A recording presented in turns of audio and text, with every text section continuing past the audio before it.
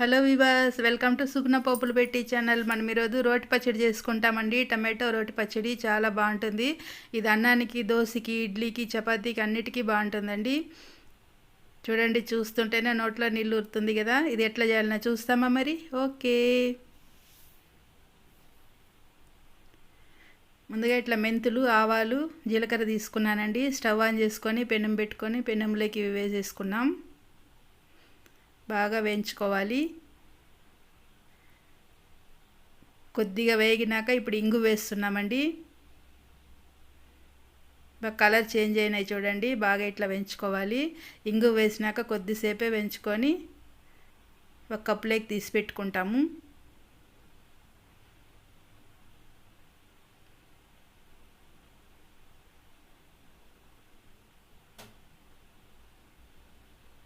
బాగా ఇట్లా కప్పులోకి తీసుకొని అదే పెనం పెట్టుకున్నాం స్టవ్ పైన. ఇప్పుడు ఆ పెనంలోకి కొద్దిగా నూనె వేసుకోవాలి.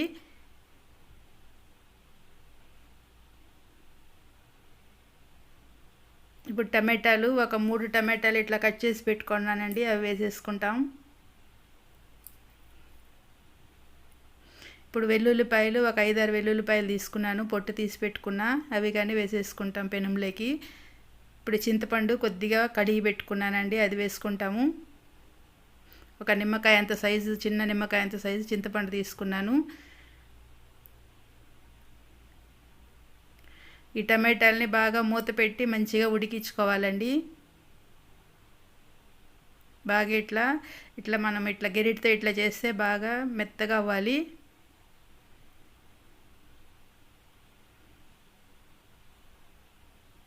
ఇప్పుడు మిరప్పొడి వేసుకుంటాము. ఒక 1.5 స్పూన్ అంతా మిరప్పొడి వేసుకున్నాను. మనకి ఆ టమాటాలు, చింతపండు పులుపుని బట్టి మనం కారం వేసుకోవాలి. ఇప్పుడు కొద్దిగా పసుపు వేసుకొని మంచిగా ఇట్లా ఒక్కసారి కలుపుకుంటాము, అంతా మిక్స్ అయ్యేలాగా. ఈ మిరప్పొడిలో పచ్చివాసన కానీ పోతుందండి ఇట్లా కొద్దిసేపు ఇట్లా ఫ్రై చేసుకున్నామంటే.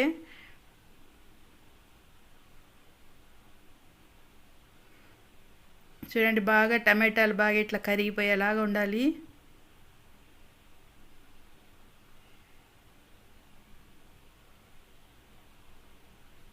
ఇది చల్లారి పెట్టుకుంటాం.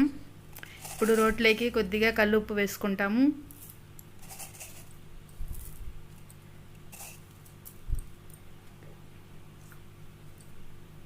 ఇప్పుడు మనం వేయించి ఉంచుకున్న జీలకర్ర, ఆవాలు, మెంతులు, ఇంగువ వేసేసుకున్నాం.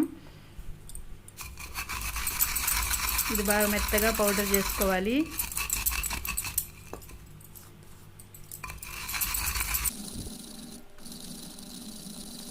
ఇది లాంగ్ వీడియో అవుతుందని కొద్దిగా స్పీడ్ పెట్టున్నానండి.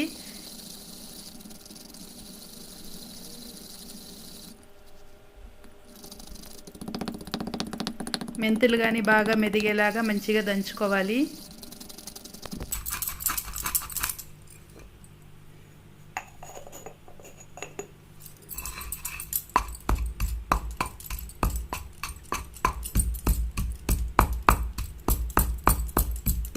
ఇటు దంచుతుంటేనే బాగా గమగమలాడుతుందండి. వాసన చాలా బాగుంది. మెంతులు, ఆవాలు ఫ్రై చేసుకున్నాం కాబట్టి చాలా బాగుంటుంది. ఇప్పుడు మనం వేయించుకున్న టమాటా వేసేసుకుంటాం. టమాటో, చింతపండు, వెల్లుల్లిపాయలు వేసేసుకోవాలి.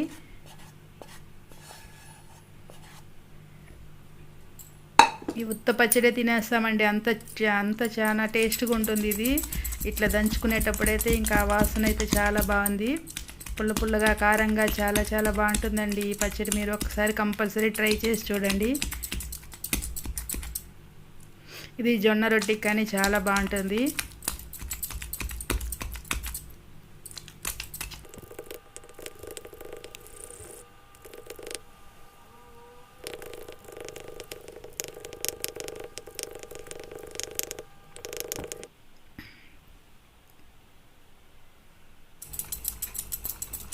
బాగా మెదిగిపోయిందండి, చూడండి ఎంత బాగా.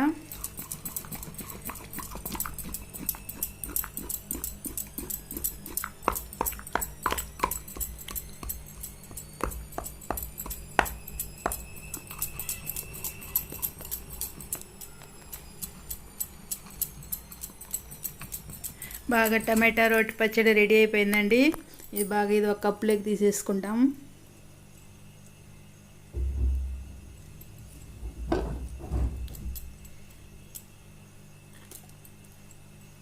దీనికి పోపు ఏం అవసరం ఉండదండి, మనం ఆవాలు వేసున్నాం కాబట్టి ఇదే చాలండి. బాగా ఎంత అది చూస్తుంటేనే ఎంత బాగుంది చూడండి, ఆ రుచి కానీ అది అంతే బాగుంది. ఇప్పుడు నేను 2-3 సార్లు ఉప్పు చూసేసానండి, కారం ఉప్పు చాలా బాగుంది.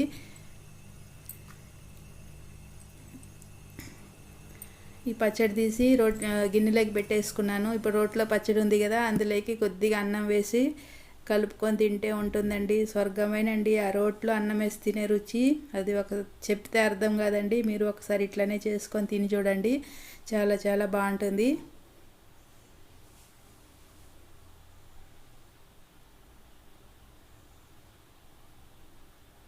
ఇది చేసేది కానీ చాలా ఈజీ అండి. ఎప్పుడు మనకి టమాటాలు ఉంటే సరిపోతుంది, దాన్ని చేసుకొని తినచ్చండి.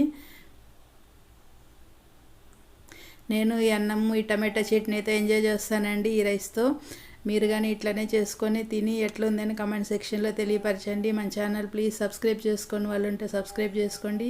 మీకు ఈ రోటి పచ్చడి నచ్చినట్టయితే మీ ఫ్రెండ్స్కి కానీ షేర్ చేయండి, మీరు చేసుకొని చూడండి, లైక్ చేయండి. ఓకే వీవర్స్, నేను రైస్తో ఎంజాయ్ చేస్తాను. Okay bye.